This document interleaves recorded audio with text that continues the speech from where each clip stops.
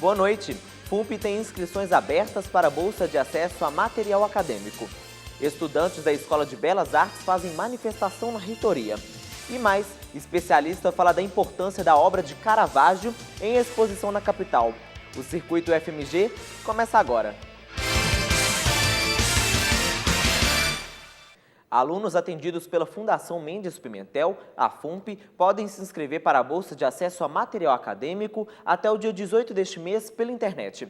A bolsa pode ser utilizada para aquisição de livros, cadernos, mochila escolar, pendrive, trajes e calçados profissionais, entre outros materiais.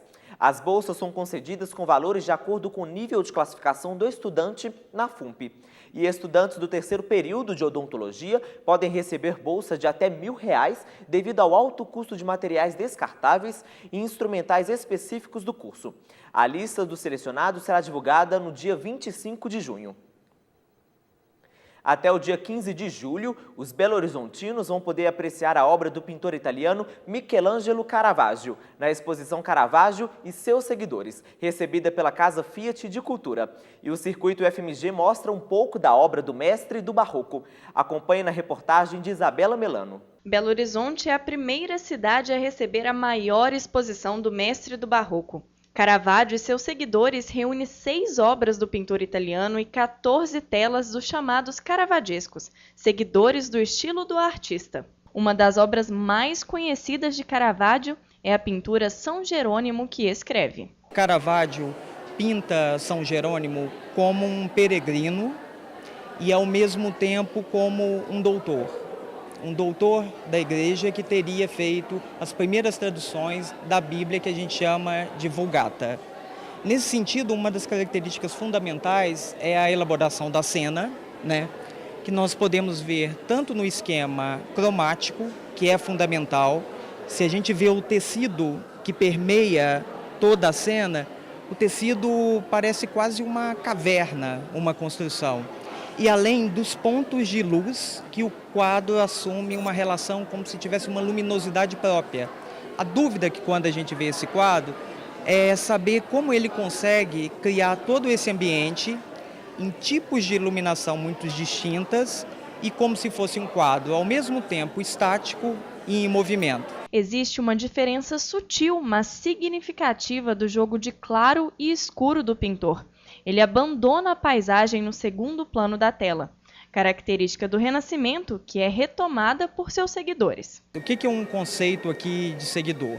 São artistas que utilizam ou dialogam com a técnica do Caravaggio, mas sem perder o senso de autoria. Eu acho interessante nessa obra a gente perceber que alguns detalhes que não são apresentados em Caravaggio, como a relação da barriga, que se apresenta muito luminosa, ou a noção da paisagem que está no canto da obra, não existe em Caravaggio. Eu acho que a grande diferença visual é que Caravaggio cria um fundo completamente escuro para dar uma visualidade muito mais nesse clima do São Jerônimo. Enquanto nessa obra, o artista busca outros detalhes que a gente não vê comumente em Caravaggio.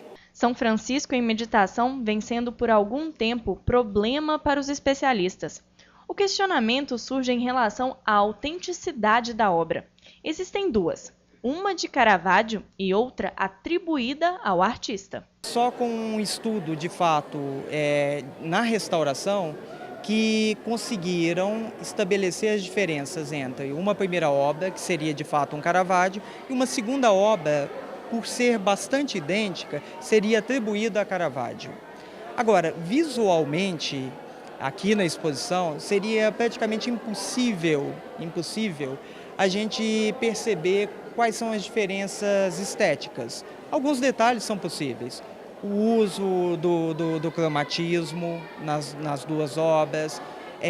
Na segunda obra, é possível a gente perceber uma certa paisagem que se constrói ao fundo. Medusa Mortola ilustra bem as características responsáveis por tornar Caravaggio conhecido. O intenso jogo de claro e escuro é apenas um dos pontos que tornam a obra do pintor tão fascinante ao olho humano. O fascínio está justamente no senso de realidade, eu acho que produz. Primeiro, o tipo de material que ele utiliza, que não é um material tradicional, que é praticamente um escudo. E o que a gente vê, olhando bem para a obra, a gente vê alguns detalhes. E nesse momento que é representado, existe uma sensação de horror terrível em relação ao olho, em relação ao sangue, porque ela parece que acaba de ser decapitada e o sangue escorre, e também as serpentes que envolvem a cabeça dela. Então, quando a gente tão acostumado com tecnologias de visão, que parece que o senso de realidade é muito grande, o contato que a gente tem com a obra parece o contato com de fato, uma representação verdadeira. Então, nós nos sentimos como se estivesse, de fato, de frente a frente para a Medusa. E o talento em dramatizar cenas a partir do jogo de luzes e sombras ficou bem claro para quem passou pela exposição. Estou gostando bem, apesar de assim, ser muito forte, né? São quadros bem pesados, né? Mas são uma riqueza de detalhes, essa questão da luz e sombra muito forte. É bem interessante. Eu gosto muito de cor escura. Eu não entendo muito de arte, de pintura, mas até o efeito do ambiente assim me agradou muito. É incrível como conseguem ainda dar efeito colorido e efeito de sombra por causa do ambiente, que está muito bem colocado.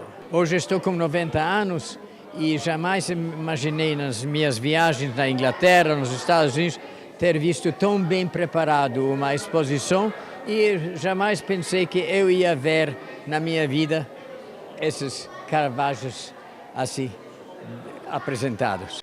A exposição fica aberta de terça a sexta-feira, das 10 da manhã às 9 da noite, e aos sábados e feriados, das 2 da tarde às 9 da noite.